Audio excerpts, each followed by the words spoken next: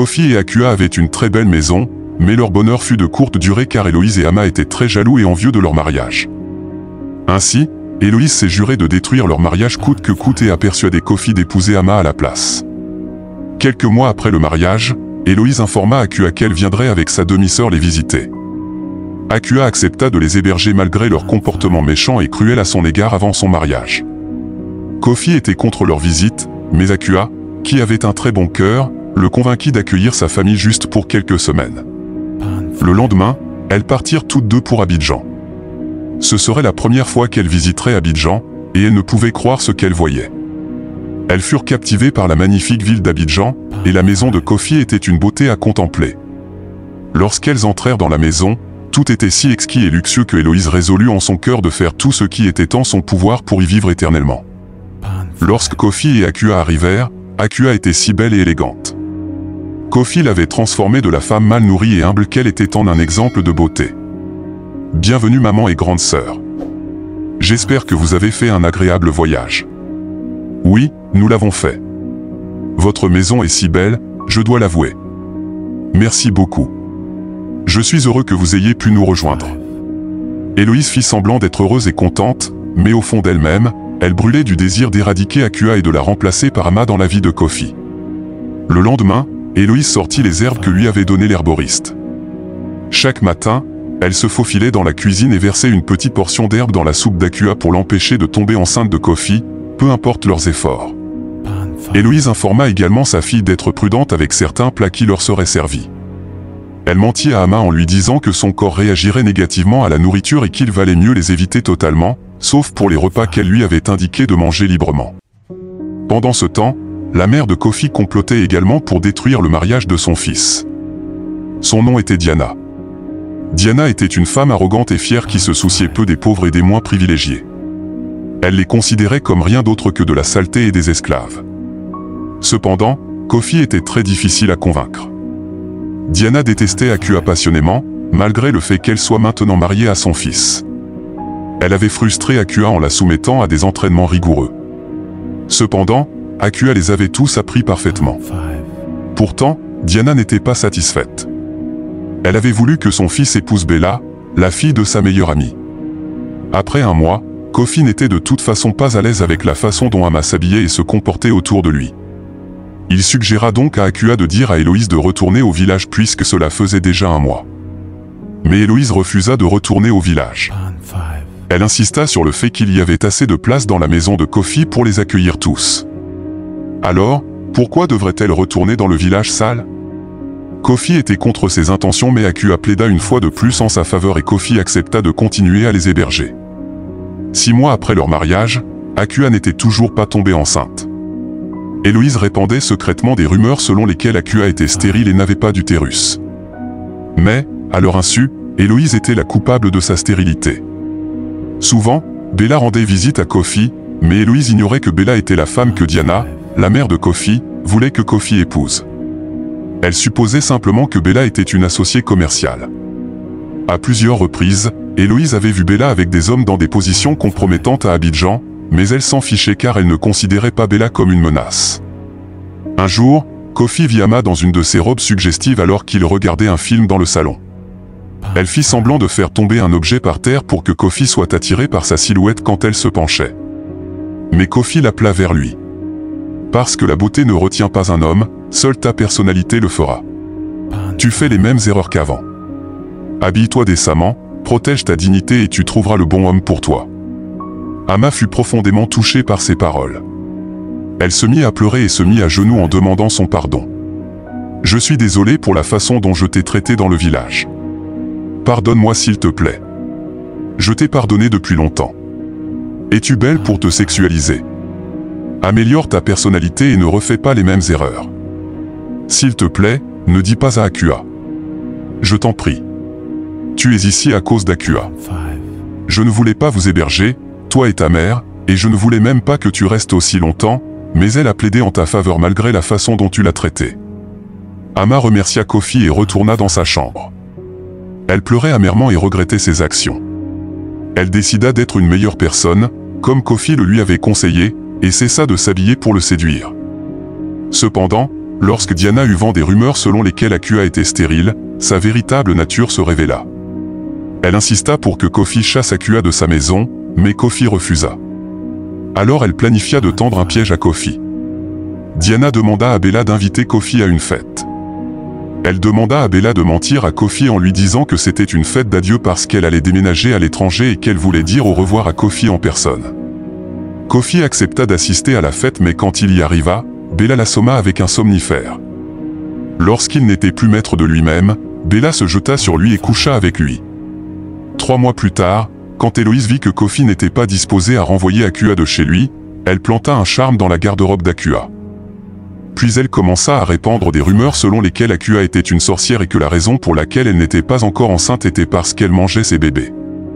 Lorsque Diana entendit cela, elle utilisa cela comme raison pour renvoyer Akua de chez Kofi. Elle prétendit que Akua avait ensorcelé son fils pour qu'il tombe amoureux d'elle. Ensuite, elle amena Bella chez Kofi. Te souviens-tu de la nuit où nous avons couché ensemble alors que tu étais ivre? Bella est enceinte de toi. Je savais que Akua n'était pas faite pour toi. Tu n'as couché avec Bella qu'une fois et elle est enceinte alors que cela fait presque 1 an et que Akua ne l'est pas encore. Kofi ne savait plus quoi croire. Akua se mit à genoux en suppliant Kofi de croire en elle, mais Kofi était confus. Lorsqu'Héloïse entendit ce que Bella et Diana avaient dit, elle sut qu'elle avait perdu la bataille et que tout ce qu'elle avait fait lui retombait dessus, mais elle ne pouvait rien dire. Alors qu'il traînait Akua hors de la maison, Akua alla vers Héloïse et lui dit « Je ne t'ai jamais considéré comme ma belle-mère. Je t'ai toujours appelé ma mère parce que je te considère comme ma propre mère et Ama comme ma propre sœur. Je sais que tu es responsable de tout cela, mais je te pardonne du fond du cœur. » Ensuite, elle prit ses bagages et quitta le manoir de Kofi en larmes. Elle alla sur le parking et vit le chauffeur qui avait aidé Kofi quand il était venu au village. Quand il la vit, elle expliqua au chauffeur ce qui s'était passé en larmes. « S'il vous plaît, restez avec ma femme. Elle prendra soin de vous. Ne pleurez plus. Tout ira bien. » Le chauffeur lui assura, et Akua resta chez la femme du chauffeur dans leur maison. Cependant, 3 mois plus tard, Akua découvrit qu'elle était enceinte. Depuis qu'elle avait quitté le manoir de Kofi, Héloïse ne pouvait plus bloquer son utérus avec les herbes et Kofi avait couché avec elle la nuit avant qu'elle ne soit chassée du manoir. Akua était tellement heureuse. Elle voulait aller annoncer la nouvelle à Kofi, mais la femme du chauffeur lui demanda d'être patiente. Pendant ce temps, Diana était venue à la maison de Kofi un soir et avait demandé à Héloïse et sa fille Ama de quitter la maison de Kofi. « Pourquoi êtes-vous toujours ici? Vous êtes des parasites immondes. Votre sorcière ne vit plus ici, alors je veux que vous partiez aussi. » Héloïse se sentit vraiment humiliée et embarrassée. Si elle n'avait pas calomnié Akua, personne ne les aurait traités de la sorte. Kofi se tenait là et regardait sa mère ridiculiser Héloïse et Ama. Héloïse ne pouvait plus supporter la honte. Combinée à la culpabilité qu'elle ressentait lorsqu'Akua lui avait dit qu'elle lui pardonnait avant de quitter le manoir, elle prit la parole. Akua n'est pas une sorcière. Elle ne pourra jamais être une sorcière. C'est la femme la plus gentille que j'ai jamais connue. Le charme de sorcellerie que vous avez vu dans sa garde-robe a été planté par moi. C'est moi qui ai bloqué son utérus pour qu'elle ne puisse pas tomber enceinte. Je voulais que tu épouses ma fille Ama. Ensuite, Héloïse pointa du doigt Bella. Quant à cette prostituée qui prétend avoir ton enfant, elle est une imposteuse et je suis très certaine que l'enfant qu'elle porte dans son ventre n'est pas le tien. Je l'ai vu plusieurs fois avec d'autres hommes riches autour de Abidjan. Ama n'en croyait pas ses yeux et elle se mit à pleurer. Pourquoi, maman? Akua a été si bonne avec nous malgré la façon dont nous l'avons traitée. Elle m'a prise comme sa propre sœur et pourtant je l'ai maltraitée à cause de toi. Ama partit dans la chambre, rassembla leurs bagages et elles quittèrent le manoir. Héloïse pleurait également lorsqu'elles quittèrent le manoir dans la honte. Kofi se tenait en état de choc et de surprise face à ce qu'il venait d'entendre, mais il ne réagit pas. Il décida d'attendre que le bébé soit né pour faire un test ADN. Héloïse et Ama retournèrent au village à la recherche d'Akua. Ils eurent la chance de rencontrer le chauffeur qui leur dit où était Akua. Lorsqu'ils virent Akua, elles furent choquées de la voir enceinte. Elles se mirent toutes deux à genoux et supplièrent Akua de leur pardonner pour la façon dont elle l'avait traitée. Akua leur pardonna sans même y penser à 2 fois et prit Héloïse comme sa mère, Ama comme sa sœur, comme elle l'avait toujours fait. Lorsque Bella accoucha du bébé, un test ADN fut effectué et il s'avéra que Kofi n'était pas le père de l'enfant. Kofi était tellement dévasté et frustré, mais en même temps il était heureux et soulagé que l'enfant ne soit pas le sien. Il renvoya Bella de chez lui et en voulut à sa mère d'avoir essayé de détruire son mariage. Diana supplia son fils Kofi pendant de nombreuses semaines avant qu'il ne lui pardonne. Ensuite, elle suivit Kofi de retour au village à la recherche d'Akua. Ils allèrent directement chez le chauffeur et, par un coup du sort, ils arrivèrent au moment où Akua était en travail. En moins de 5 minutes après son arrivée, la sage-femme informa tout le monde que Akua avait donné naissance avec succès à un beau bébé garçon. Diana et Kofi étaient confus. Lorsqu'ils entrèrent dans la maison, ils se mirent à genoux et demandèrent pardon à Akua. Akua leur dit qu'elle les avait déjà pardonnés bien avant qu'ils ne viennent la chercher. Ensuite, elle dit à Kofi et à sa belle-mère que le fils lui appartenait. Elle expliqua qu'elle était déjà enceinte le jour où il l'avait chassée du manoir. Le lendemain, ils retournèrent tous à Abidjan. Héloïse traitait Akua comme sa propre fille depuis lors. Et Ama et Akua devinrent plus que des sœurs. Héloïse aussi aimait et chérissait Akua tout autant que sa propre fille. Ama finit par se marier avec John, un homme d'affaires bien connu et un ami de Kofi. Il était captivé par son humilité et sa décence. Ils vécurent tous heureux pour toujours à Abidjan et eurent beaucoup d'autres enfants. La leçon morale de cette histoire nous enseigne d'être bon parce qu'il est bon d'être bon et non pas parce que nous attendons une forme de réciprocité. Akua aimait sa belle-mère et sa belle-sœur malgré la façon dont elle l'avait traité. Sa nature était ce qui a finalement touché leur cœur.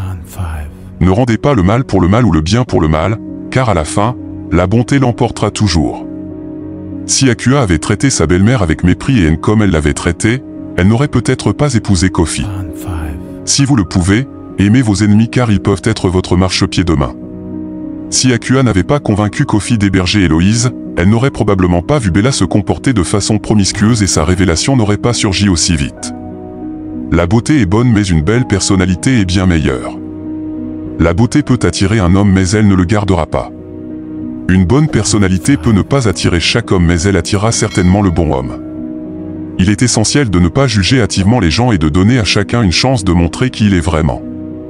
Parfois, ceux qui semblent être nos ennemis peuvent devenir nos plus grands alliés, et ceux en qui nous avons confiance peuvent trahir notre confiance. Et la véritable force réside dans la capacité à pardonner et à avancer, même lorsque nous avons été blessés.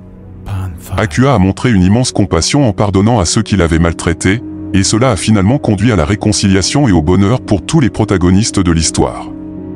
En fin de compte, l'amour, la compassion et la bonté triomphent toujours sur la méchanceté et la haine. Cette histoire nous rappelle que même dans les moments les plus sombres, il y a toujours de la lumière si nous choisissons de regarder au bon endroit. Comme d'habitude, laisse le drapeau de ton pays en commentaire suivant des cœurs. Que Dieu vous bénisse et vous protège. Au revoir.